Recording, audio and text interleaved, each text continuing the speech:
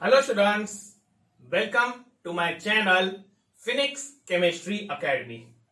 मेरा नाम है सुमित हिरानी और आज हम केमिकल रिएक्शंस एंड इक्वेशन का वीडियो नंबर 3 लेकर आए हैं, जिसमें हम स्टडी करेंगे what is mean by word equation, what is mean by chemical equation, what is mean by balanced and unbalanced chemical equation and what are the various rules to write a chemical equation।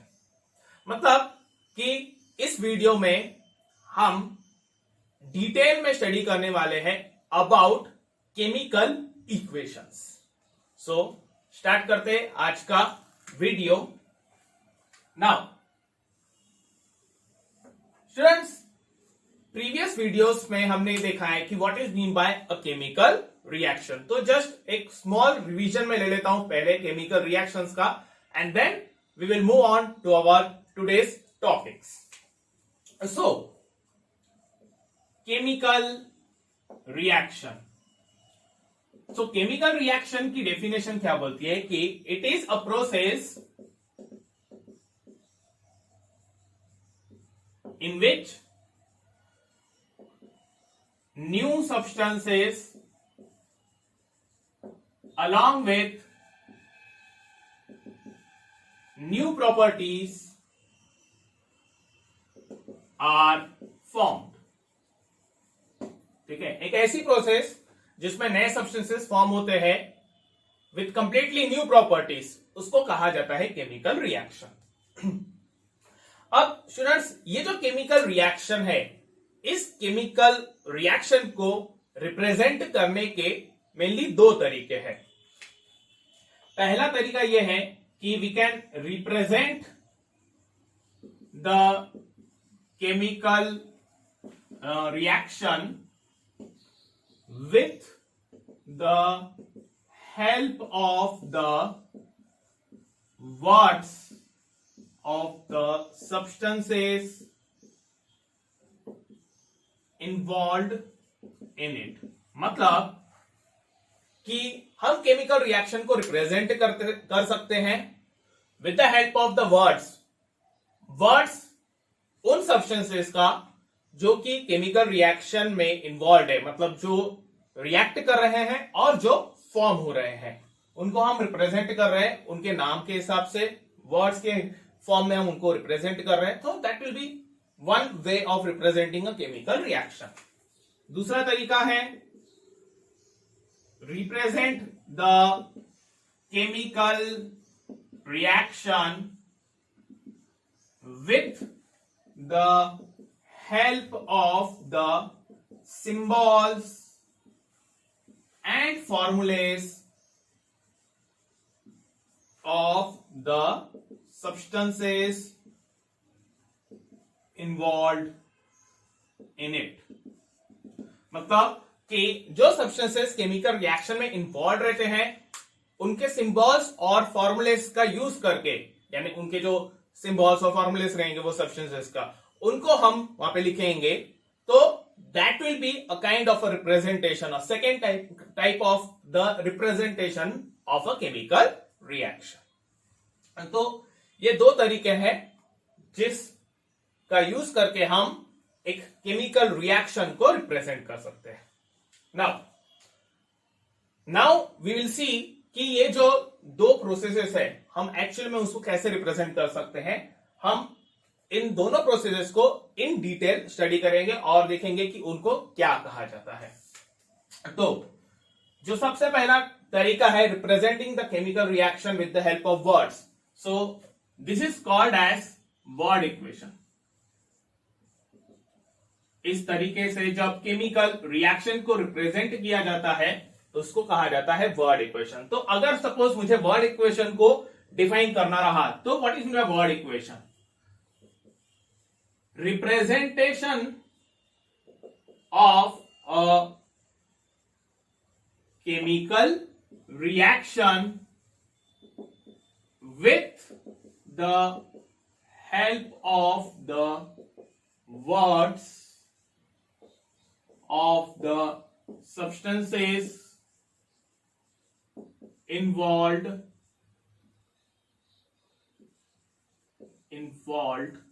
in it is called as word equation. मतलब कि जब हम chemical reaction को या chemical reaction में जो उनके substances वहां पे इन्वॉल्व रहते हैं उनको हम रिप्रेजेंट करते हैं उनके नाम के हिसाब से in the form of words, so that is called as a word equation. उसको वर्ड इक्वेशन जो है वो कहा जाता है. एग्जाम्पल हम ले सकते हैं, suppose burning of magnesium ribbon. Suppose हमने पहला एग्जांपल ले लिया बर्निंग ऑफ मैग्नीशियम रिबन. सो क्या होता है बर्निंग ऑफ मैग्नीशियम रिबन में? मैग्नीशियम जो है वो ऑक्सीजन के साथ रिएक्ट करता है और वहां पे फॉर्म करता है वो magnesium oxide. So we can write down here कि मैग्नीशियम सॉलिड फॉर्म में प्लस ऑक्सीजन गैसियस फॉर्म में, इट फॉर्म्स मैग्नीशियम ऑक्साइड. ठीक है. सो मैंने क्या किया है कि ये जो प्रोसेस है केमिकल रिएक्शन है बर्निंग ऑफ मैग्नीशियम रिबन, उसको मैंने रिप्रेजेंट किया है उनके वर्ड्स के हिसाब से. जो सब्सटेंसेस वहां पे इन्वॉल्व है उनके वर्ड्स को वहां पे लिख के. मैग्नीशियम एक चीज है जो रिएक्ट कर रही है ऑक्सीजन के साथ, तो मैंने वर्ड के फॉर्म में लिख लिया मैग्नीशियम प्लस ऑक्सीजन, और जो सब्सटेंस वहां पे फॉर्म हो रहा है मैग्नीशियम ऑक्साइड उसको भी मैंने वहां पे लिख लिया. सो this is the representation of the reaction burning of magnesium ribbon in the form of word equation. दूसरा हम ले सकते हैं वहां पे बर्निंग ऑफ कोल, मतलब कि कार्बन. कोल मतलब कार्बन होता है. सो इसमें कार्बन सॉलिड फॉर्म में वो रिएक्ट करता है ऑक्सीजन के साथ और वो फॉर्म करता है कार्बन डाइऑक्साइड. गैसियस फॉर्म में. सो यहां पर भी जो सब्सटेंसेस रिएक्ट कर रहे हैं कार्बन और ऑक्सीजन, उनको मैंने रिप्रेजेंट किया है उनके नाम के हिसाब से, और जो सब्सटेंस वहां पे फॉर्म हो रहा है कार्बन डाइऑक्साइड, उसको भी मैंने रिप्रेजेंट किया उसके नाम के हिसाब से. सो this is also one example and the representation of the reaction in the form of word equation. तीसरा एग्जांपल हम ले सकते हैं, iron reacts with copper sulfate to form iron sulfate and copper. तो आयन जो है, ion in the form of nails, वो react कर रहा है कॉपर सल्फेट सॉल्यूशन के साथ और वो फॉर्म कर रहा है वहां पे ion sulphate and copper. Okay. तो मैंने रिप्रेजेंट किया इस पर्टिकुलर रिएक्शन को उनके नाम के हिसाब से, जो सब्सटेंसेस वहां पे इन्वॉल्व थे उनके नाम के हिसाब से मैंने वहां पे रिप्रेजेंट किया. सो this is also the the word equation. इसको भी हम वर्ड इक्वेशन जो है वो बोलेंगे. नाउ दूसरा जो तरीका हमने लिखा है दैट इज केमिकल रिएक्शन को रिप्रेजेंट किया जाता है with the help of symbols and formulas of the substances involve in it.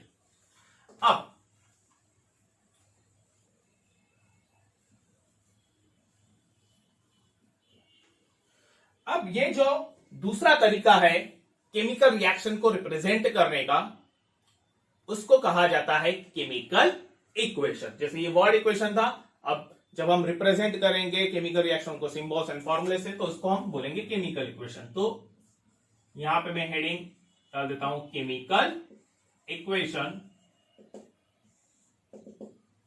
So chemical equation मतलब क्या होता है, उसकी डेफिनेशन क्या रहेंगी? representation of a chemical reaction with the help of symbols and formulas of the substances involved in it is called as chemical equation. मतलब कि हम केमिकल रिएक्शन को रिप्रेजेंट कर रहे हैं सिंबल्स और फॉर्मुलेस का यूज करके। अब इसके भी हम एग्जांपल्स देख लेते हैं। यही एग्जांपल्स को मैं अभी कन्वर्ट करता हूं केमिकल इक्वेशन के फॉर्म में। तो पहला जो एग्जांपल है बर्निंग ऑफ मैग्नीशियम रिबन। अब यहां पे हमने देखा है कि मैग्नीशियम मेटल जो है वो रिएक्ट कर रहा है ऑक्सीजन गैस के साथ और वो फॉर्म कर रहा है मैग्नीशियम ऑक्साइड। सो इसको हम सिंबल्स के फॉर्मूले में लिख सकते हैं सिंबल्स, और केमिकल फॉर्मूले के फॉर्म में लिख सकते हैं। मैग्नीशियम जो कि मैग्नीशियम का सिंबल है Mg, वो लिख लिया हमने। Solid in the form of solid, वो रिएक्ट कर रहा है ऑक्सीजन गैस के साथ। O2 जो है वो मॉलिक्यूलर फॉर्मूला है ऑक्सीजन का। So we have written O2 and it gives magnesium oxide in solid form. So हमने यहां पे मैग्नीशियम का सिंबल लिख लिया Mg, ऑक्सीजन का मॉलिक्यूलर फॉर्मूला लिख लिया हमने O2, और जो सब्सटेंस वहां पे फॉर्म हो रहा है मैग्नीशियम ऑक्साइड, उसका हमने मॉलिक्यूलर फॉर्मूला लिख लिया MgO। सो हमने क्या किया है कि इसका पर्टिकुलर केमिकल रिएक्शन को, बर्निंग ऑफ मैग्नीशियम रिबन, उसको हमने रिप्रेजेंट किया है फॉर्मुलेस और सिंबल्स का यूज करके। So this is called as the chemical equation. इसको केमिकल इक्वेशन जो है वो कहा जाएगा। ये जो केमिकल इक्वेशन है उसको बैलेंस करना जरूरी है, हम आगे पढ़ेंगे कि कैसे उसको बैलेंस किया जाता है। एज ऑफ नाउ मैं उसको बैलेंस करके रख देता हूं, because we should never write the unbalanced chemical equation. So यहां पर 2 और ये 2, यहां पे दो मैग्नीशियम यहां पे 2 ऑक्सीजन एटम्स और ये 2 oxygen atoms. So this is the chemical equation. दूसरा example, burning of coal, that is carbon. Burning of coal, carbon, इसको हम अभी रिप्रेजेंट करेंगे in the form of chemical equation. So यहां पे क्या हो रहा है, कार्बन C, कार्बन का सिंबल है C, वो रिएक्ट कर रहा है ऑक्सीजन गैस के साथ। अगेन हमने ऑक्सीजन का मॉलिक्यूलर फॉर्मूला लिख लिया O2 and there is a formation of carbon dioxide, that is CO2। So carbon plus oxygen gives carbon dioxide. ये हमने रिप्रेजेंट किया है सिंबल्स और फॉर्मुलेस का यूज करके। नाउ यहां पे अगर देखा जाए तो ये केमिकल इक्वेशन ऑलरेडी बैलेंस्ड है। यहां पे एक कार्बन, यहां पे एक कार्बन, यहां पे 2 ऑक्सीजन एटम्स और यहां पर भी 2 ऑक्सीजन एटम्स। तो इसको बैलेंस करने की जरूरत नहीं है, ये ऑलरेडी बैलेंस्ड है। तीसरा एग्जांपल है ion reacts with copper sulfate to form iron sulfate and copper। तो आयन जो है वो कॉपर सल्फेट के साथ रिएक्ट कर रहा है और आयन सल्फेट और कॉपर का फॉर्मेशन हो रहा है। आयन का सिंबल है Fe सॉलिड फॉर्म में। कॉपर सल्फेट का मॉलिक्यूलर फॉर्मूला, केमिकल फॉर्मूला है CuSO4 और उसको लिया जाता है एक्वस फॉर्म में। हम आगे स्टडी करेंगे कि ये जो फॉर्म्स है किस हिसाब से वहां पे लिखे जाते हैं। Will study about it in the rules to write a chemical equation. So Fe plus CuSO4 aqueous gives iron sulfate, that is FeSO4 aqueous plus copper solid. यहां पे मैं इसको लिख लेता हूं कॉपर। सॉलिड फॉर्म में, मैंने वहां पे सिंबल लिख लिया था, सो पहले को मैंने वहां पे लिख लिया कॉपर सॉलिड, यहां पर इन द फॉर्म ऑफ सिंबल मैंने लिख लिया Cu, जो कि कॉपर का सिंबल है इन solid form. Okay, so this is the representation of a chemical reaction with the help of symbols and formulas, that is a chemical equation. Now आगे बढ़ते हैं। नेक्स्ट जो हमारा टॉपिक है वो है reactants and products. Reactants and products,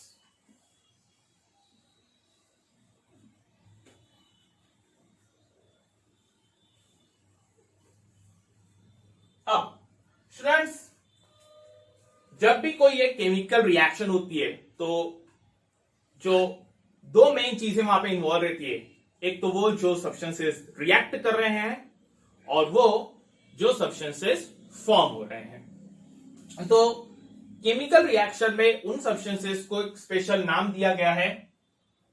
जो substances वहां पे रिएक्ट करते हैं, जो रिएक्शन में इन्वॉल्व होते हैं, they are called as reactants, और जो न्यू सब्सटेंसेस वहां पे फॉर्म होते हैं उनको कहा जाता है प्रोडक्ट्स। सो रिएक्टेंट्स, मैं यहां पे हेडिंग डाल देता हूं reactants. So as I said, reactants are the substances involved in a chemical reaction। रिएक्टेंट्स जो है वो ऐसे सब्सटेंसेस रहते हैं जो कि केमिकल रिएक्शन में इन्वॉल्व रहते हैं, या फिर हम ये भी बोल सकते हैं कि reactants are the substances which undergo a chemical reaction. वो भी हम लिख सकते हैं, वो भी एक डेफिनेशन है। So reactants they are the substances involved in a chemical reaction or that take part in a chemical reaction. Now, इसका हम एग्जांपल ले सकते हैं इसको समझने के लिए। For example, burning of magnesium ribbon. So इसमें जैसे कि हमने प्रीवियस टॉपिक में भी देखा, magnesium solid, oxygen gas gives us magnesium oxide, ये twice। So यहां पे हम देख रहे हैं कि मैग्नीशियम और ऑक्सीजन जो है they are taking part in a chemical reaction. तो इन दो सब्सटेंसेस को कहा जाएगा reactants. These are the reactants.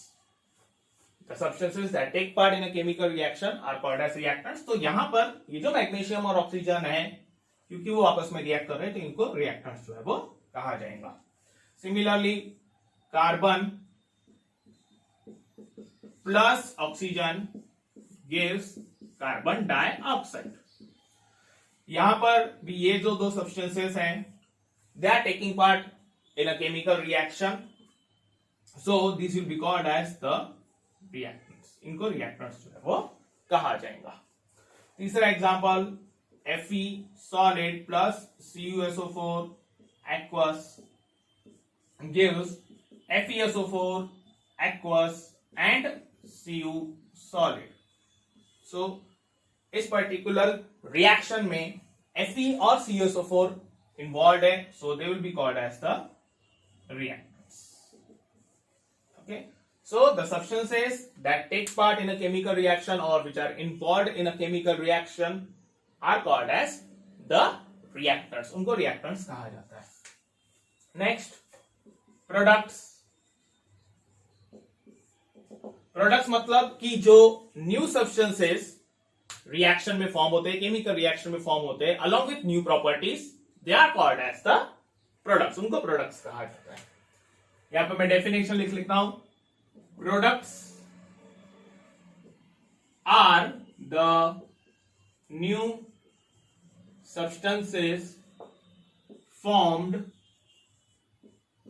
along with new properties during a chemical reaction। यानी कि जब कोई केमिकल रिएक्शन होती है उसमें जो नए substances along with new properties वहां पे फॉर्म होते हैं, they are called as the products, उनको प्रोडक्ट्स कहा जाता है। फिर से हम ये एग्जांपल ले सकते हैं, burning of magnesium ribbon twice Mg plus solid twice Mg solid plus O2 gas, it gives twice MgO solid। तो इस पर्टिकुलर केमिकल रिएक्शन में जो नया सब्सटेंस वहां पे फॉर्म हो रहा है वो है मैग्नीशियम ऑक्साइड। तो मैग्नीशियम ऑक्साइड को कहा जाएगा product, this will be called as the product. Second equation, second example, burning of coal carbon solid plus O2 gas gives us carbon dioxide in the gaseous form। इस particular chemical reaction में जो नया substance form हो रहा है वो है carbon dioxide, so this will be called as product, इसको प्रोडक्ट कहा जाएगा। तीसरा example, Fe solid plus CuSO4 aqueous, that is reaction of iron with copper sulfate solution gives us FeSO4 aqueous plus Cu solid। इस particular chemical equation में हमें दो products मिल रहे हैं। These are the two products, one is FeSO4 that is iron sulfate also called as ferrous sulfate और दूसरा है copper। So these are the products। Okay, so these are the two main things involved in a chemical reaction, reactants and products। The substances that take part in a chemical reaction are called as reactants। The new substances which are formed along with new properties in a chemical reaction are called as products।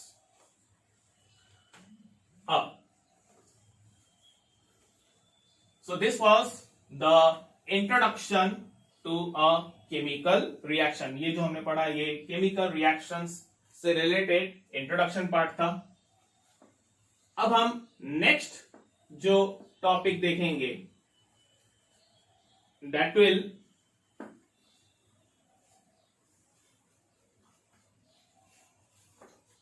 वो हमें नहीं क्या एक detail information देगा chemical equation से related. सो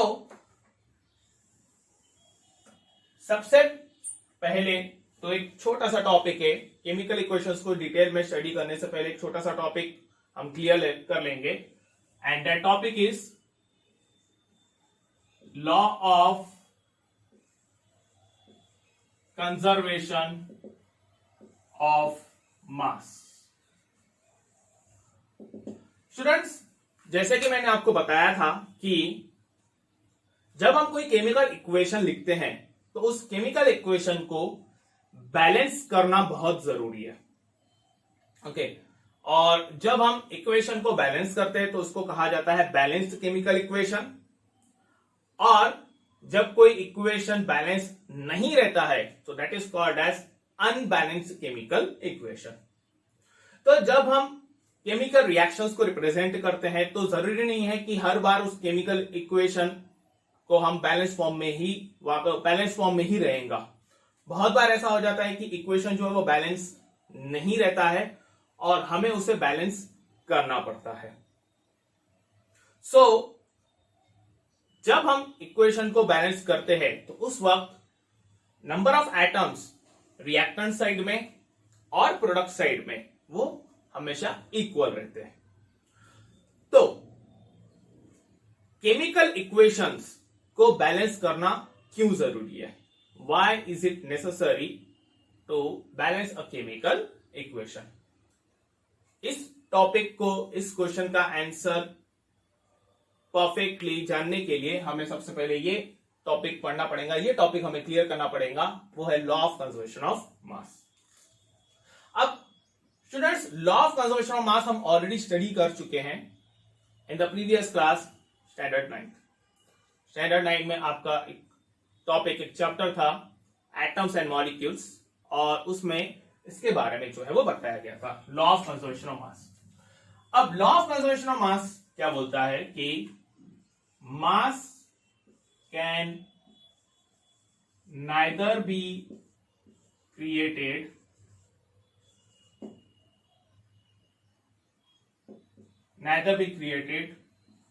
nor destroyed।